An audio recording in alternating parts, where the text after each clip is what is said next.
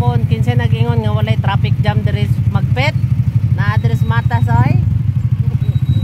Oh, traffic kayo. Marag 5 minutes na may nakahunong diri. Oh. Hi. Only in Magpet. Batas Magpet. Oh, daghan kay tag mga tinda diri karon. Ara. Oh. Nalang ta diri sulod ba. Ato ta sa palengke kay market day karon, adlaw nga Lunes. Ladlad dere. So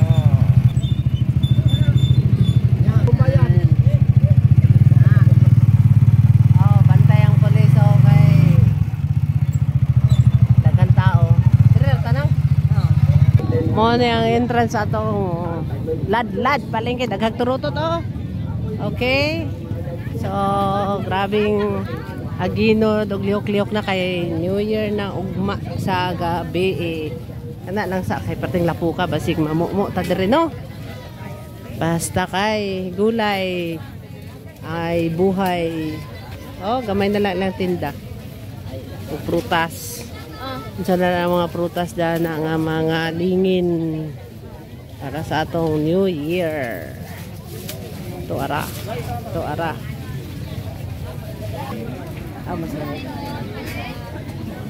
Literal nga ladlad mao ni ang gitawag og ladlad.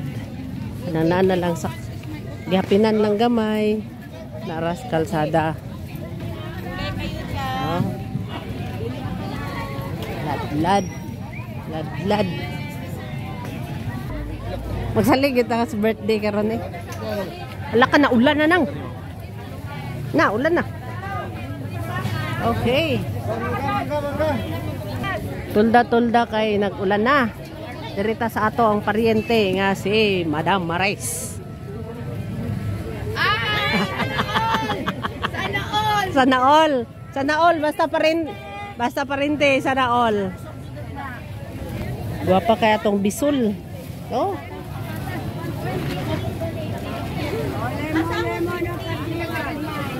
Kana lang gikan dire sa Ladlad Market Day sa poblasyon Magpet. Sa lungsod sa Magpet, North Cotabato, kay ni si Tats.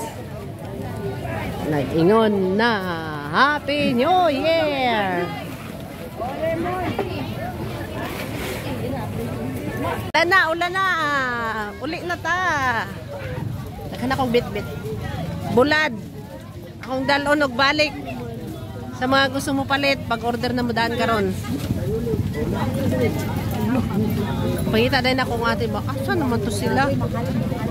Wala na Jod, wala na. Ayan o, anak na parang mindset. Mindset para kuhan. Bye!